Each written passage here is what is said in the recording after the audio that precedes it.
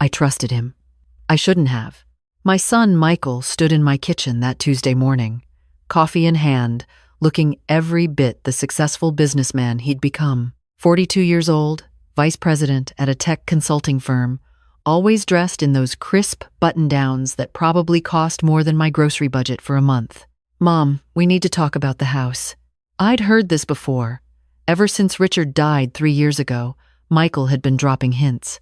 The house was too big. The stairs were dangerous. The neighborhood wasn't what it used to be. I'd brushed him off every time, but that morning, something in his voice was different, firmer, almost rehearsed. "I'm fine here," I said, wiping down the counter. "This is my home." "I know you think that." He set his coffee down carefully, like he was buying time. "But Dad's been gone 3 years now. You're 71, and this house is 4,200 square feet. When's the last time you even went upstairs?" "Last week. I got the Christmas decorations from the attic." "In March?" I'd actually gotten them in December, but I wasn't about to admit that to him. I was organizing. Michael pulled out his phone, and I felt my stomach tighten. When my son pulled out his phone during a conversation, it meant he'd already made a decision and was about to show me why I should agree with it. "I found a place. Meadowbrook Senior Living. It's beautiful, Mom. Independent living apartments, activities, other people your age, chef-prepared meals, housekeeping included. And here's the best part. They have a book club. You've been saying you want to read more." I looked at the photos he slid across the counter. Modern buildings, smiling elderly people playing cards, a library with floor-to-ceiling windows. It did look nice, but it wasn't home. "I can't afford that, Michael." "You can if we sell the house. The market's incredible right now. This place is worth at least $800,000, probably more. You'd have plenty left over after buying into Meadowbrook. $800,000. Richard and I had paid $92,000 for this house in 1984. We'd raised Michael here, hosted countless dinners, celebrated every milestone within these walls. "I need to think about it." "Of course," he smiled, but it didn't quite reach his eyes. "Just don't wait too long. Places like Meadowbrook fill up fast." He left 20 minutes later, and I sat at my kitchen table for a long time, looking at the garden Richard had planted. The roses were blooming early this year. Michael came back the next week, and the week after that. Each time, he had new information about Meadowbrook, about how much easier my life would be, about how worried he was. Living so far away, he was in Portland, I was in Sacramento, unable to help if something happened. "What if you fall, Mom? What if you have another one of those dizzy spells?" I'd mentioned feeling lightheaded once, 6 months ago. I'd been sick with the flu. But now, it was dizzy spells, plural, like I was constantly teetering on the edge of consciousness. What if there's a fire and you can't get out fast enough? What if someone breaks in? The questions piled up, week after week, until I started wondering them myself. Was I being stubborn? Selfish, even? Michael had his own life, his own family. Maybe I was being unfair, making him worry. In May, I agreed to visit Meadowbrook. It was exactly as nice as the photos suggested. My tour guide, a perky woman named Jennifer, showed me a model apartment, 1 bedroom, kitchenette, spacious bathroom with grab bars and a walk-in shower. The residents we passed all seemed happy, engaged. One woman told me about the painting class she was taking. Another raved about the Thursday night movie screenings. "What do you think?" Michael asked as we drove home. "It's lovely," I admitted. "So you'll do it?" I watched the familiar streets pass by my window. The coffee shop where Richard and I used to get Sunday breakfast. The park where we'd taught Michael to ride a bike. The library where I'd volunteered for 15 years. "Let me think about it." But Michael didn't let me think. He called every other day. He sent me articles about elderly people injured in home accidents. He casually mentioned that his friend's mother had moved to a senior community and was thriving. Wish we'd done it sooner. By June, I was exhausted. The house did feel big. The stairs did seem steeper. And maybe he was right. Maybe I was being stubborn about something that didn't really matter anymore. "Okay, I said, finally, on a phone call in late June. I'll do it. The relief in Michael's voice was palpable. That's great, Mom. That's really great. I'll help you with everything, don't worry. We'll make this easy. He arrived the following weekend with papers. So many papers. Applications for Meadowbrook, listing agreements for the house, financial documents I didn't fully understand. Sign here, and here, and here. He flipped through the pages quickly, his finger landing on signature lines. This one's for the real estate agent. This one's the Meadowbrook deposit. This one's just a formality, gives me power of attorney temporarily, just while we handle the transition. Makes everything easier. I hesitated on that one. Power of attorney? Just temporary, Mom. Just so I can handle things if you're not available. Sign checks, talk to the bank, that kind of thing. Completely standard for situations like this. I signed. What was I going to do? Tell my own son I didn't trust him? Things moved fast after that. Too fast. The house sold in 2 weeks, Michael said. We got a great offer. $20,000 over asking. I never saw the paperwork, but he said the money would be transferred to my account once everything closed. Meadowbrook had an opening in August, and Michael insisted I take it. If you wait, there might not be another spot for months. I started packing, overwhelmed by 40 years of accumulated life. Michael hired movers, but they came and went so quickly. Most of my furniture wouldn't fit in the Meadowbrook apartment, Michael explained. He'd arranged to sell it or donate it. What about Dad's desk and the china cabinet? We'll put them in storage. Don't worry, Mom. I'm handling everything. August 15th arrived. Moving day. The movers had already taken what little I was bringing, and Michael pulled up in his BMW at 9 in the morning. Ready? I took one last look at my empty house. Our house. Richard's and mine. I'd thought I'd feel more emotional, but mostly I felt numb, disconnected, ready. We drove for about 30 minutes. I'd visited Meadowbrook, so I knew the route, but after a while I realized we weren't going the right direction. Where are we going? I want to show you something first, Michael said. A surprise. We pulled up to a house in a neighborhood I didn't recognize. Citrus Heights, maybe? It was a nice area, but not familiar. What's this? Come inside. You'll see. The house was newer than mine had been, maybe built in the 90s. Michael unlocked the door, he had a key, and led me inside. The living room was furnished with some of my furniture, the couch I'd picked out with Richard, the coffee table Michael had made in high school shop class, my reading lamp. I don't understand. Surprise, Michael said, but his smile looked strained. I thought, why pay those Meadowbrook fees when I could just set you up in a place of my own? This is actually an investment property I bought last year. The renters just moved out, so the timing was perfect. But what about Meadowbrook?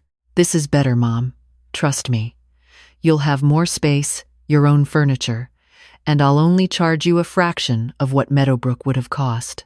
Something felt wrong, but I couldn't put my finger on what. How much? We'll figure out the details. Come on, let me show you the bedroom. He led me down a hallway to a room at the back of the house. It was decent-sized, with a window overlooking the backyard. My bed was already set up, my nightstand in place. The movers brought everything here? I asked. I redirected them this morning. More efficient this way. Michael, I need to think about this. This isn't what we agreed to. His expression hardened slightly. Mom, I've spent weeks setting this up. The house is sold. Meadowbrook gave away your spot when I told them you weren't coming. Everything's done. You're overthinking this, but I never agreed to. You agreed to let me help you. That's what I'm doing. He checked his watch. Look, I have to get back to Portland. I have a meeting tomorrow morning. Get settled in, and I'll call you in a few days, okay? Wait, Michael. But he was already walking toward the front door. There's food in the fridge. The remote for the TV is on the counter. You'll be fine. And then he was gone. I stood in the living room, my heart racing. This wasn't right. None of this was right. But maybe I was overreacting. Maybe this really was better than Meadowbrook. Michael wouldn't do anything to hurt me.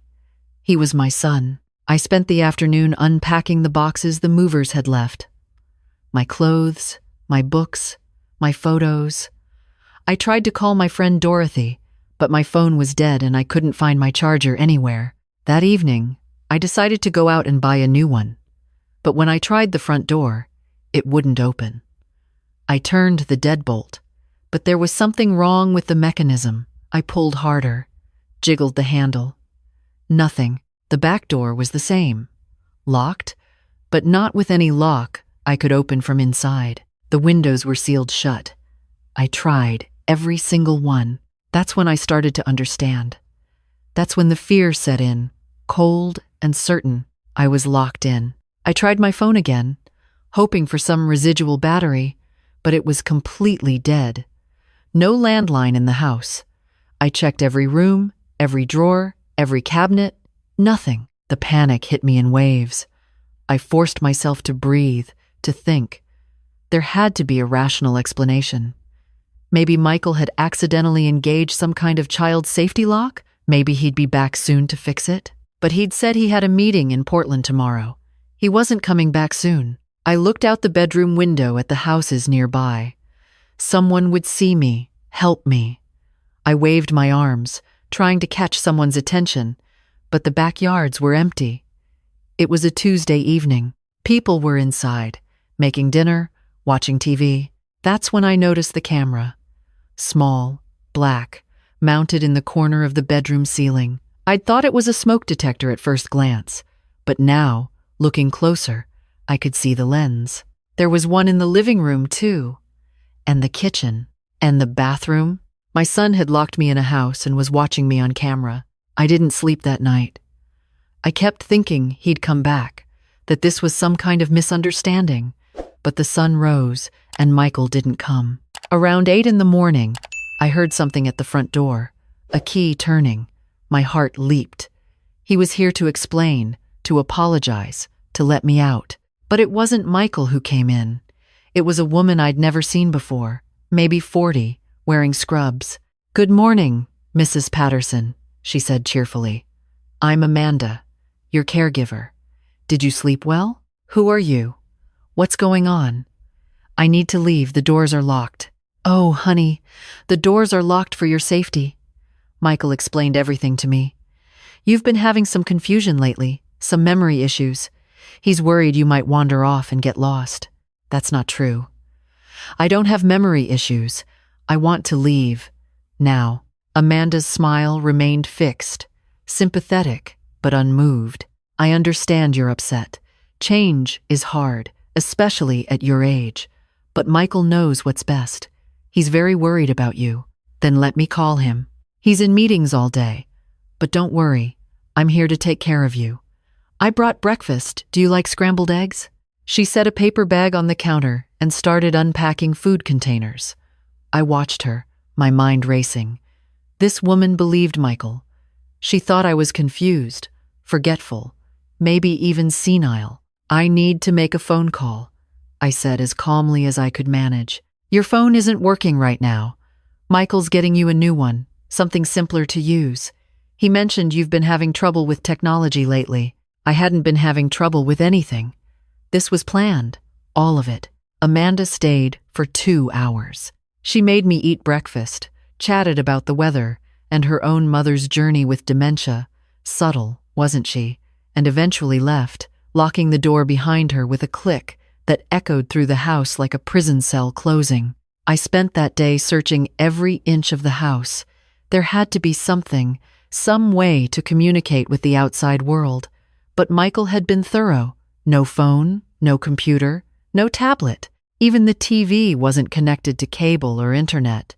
Just a DVD player with a stack of old movies I'd never heard of. Amanda came back the next morning with breakfast. And the morning after that, always cheerful, always treating me like a confused old woman who didn't know her own mind. On the 4th day, she brought lunch too. "Michael thought you might like more company," she explained. "He's such a thoughtful son." "When is he coming to visit?" "Oh, he's so busy with work, but he calls me every day to check on you. He loves you so much, Mrs. Patterson. You're very lucky." "Lucky?" I wanted to laugh, but I was afraid if I started, I wouldn't be able to stop. That night, I lay in bed staring at the ceiling camera. Was Michael watching me now? Was he satisfied with his handiwork? What was his plan, keep me here forever? And then it hit me. The house, my house that had sold for over asking. Where was that money? Michael had power of attorney. He could access my accounts, my assets. How much of my life had he already taken control of? I needed help, but how? Amanda wouldn't listen. She'd been completely convinced by whatever story Michael had told her. Then I remembered something. I used to teach 7th grade English before I retired, 32 years in the Sacramento public school system. I'd taught thousands of students. Some of them might still be in the area. Some of them might remember me. I started looking through the boxes of books Amanda had unpacked for me. I found what I needed in a collection of short stories. The back cover was white, blank. I carefully tore it off, smoothing it flat. In the kitchen, I found a pen in one of the drawers. Amanda must have missed it during whatever sweep she or Michael had done. I wrote carefully, clearly, "My name is Patricia Patterson. I taught at Edison Middle School 1984 to 2016. My son has locked me in this house against my will. I am not confused or sick. I need help. Please call police." I added my former school phone number from memory. It probably didn't work anymore, but maybe someone would recognize it. Then I pressed the paper against the bedroom window, facing the backyard. It was a long shot, a desperate, probably futile long shot. But it was all I had. Days passed.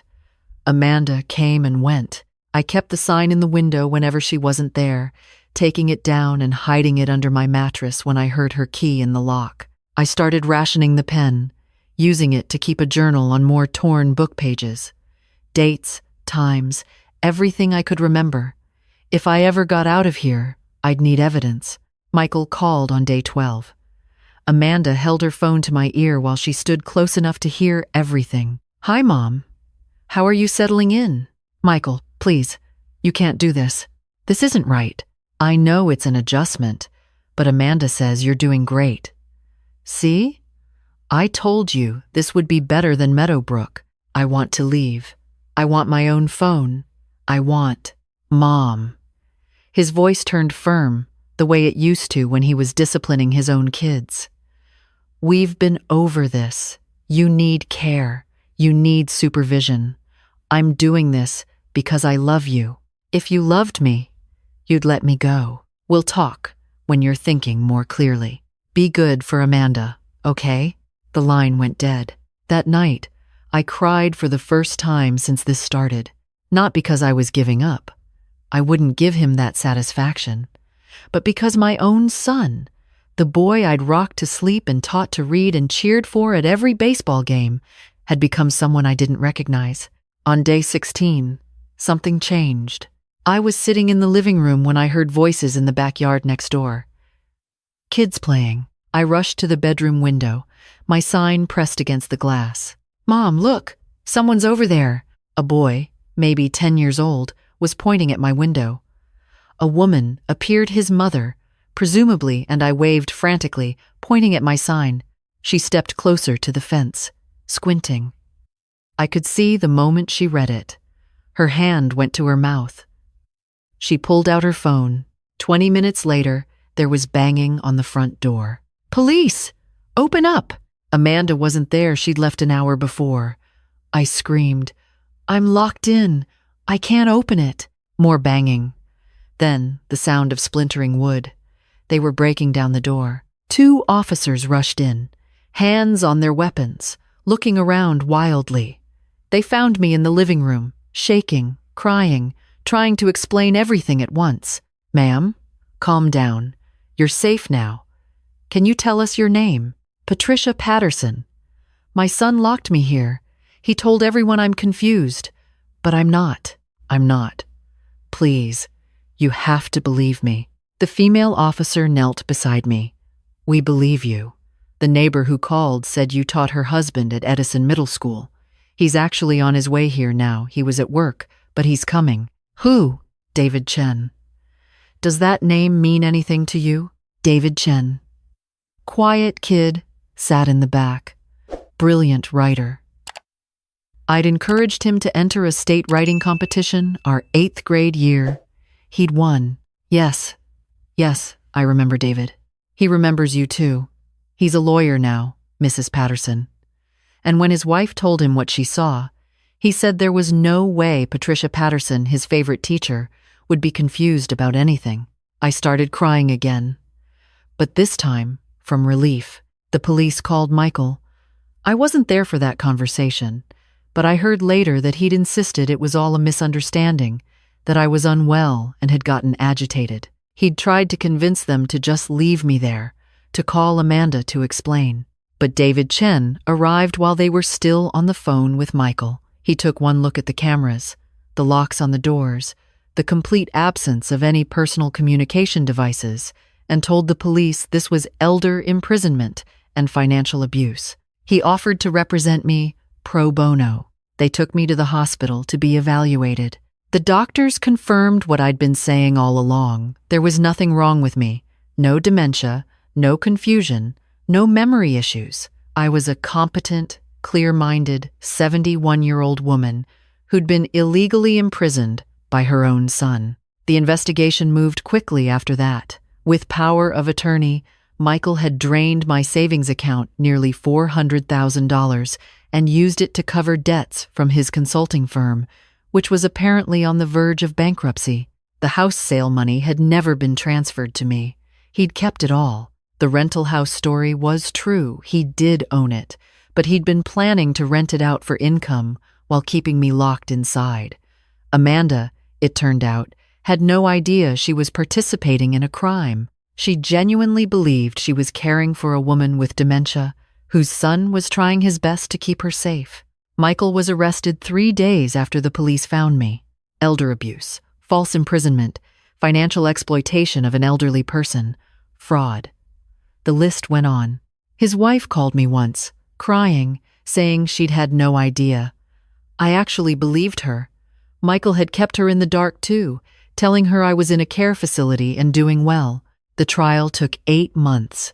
David represented me throughout, helping me recover what could be recovered, the house sale money, what was left in my accounts.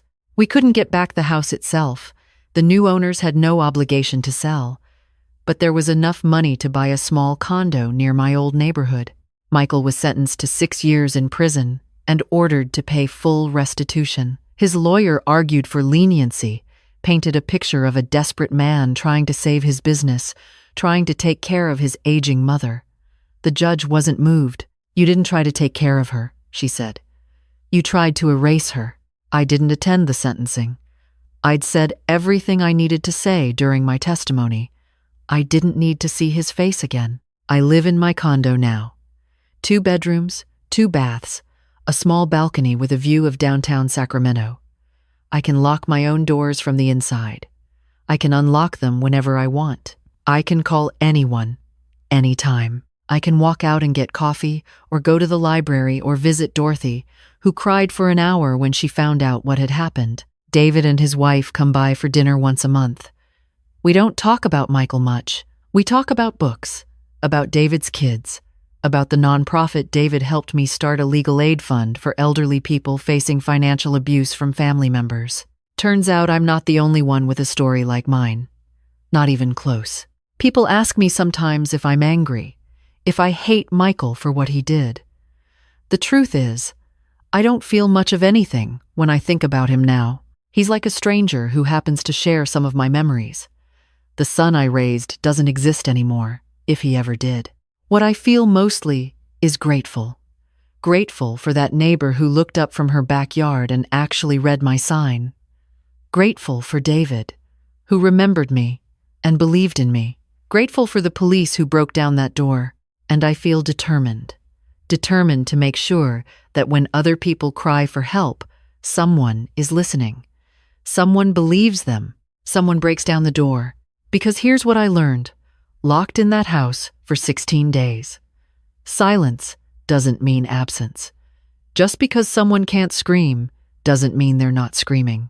And sometimes, the most dangerous prison is the one built by someone who claims to love you. I trusted him. I shouldn't have. But I survived.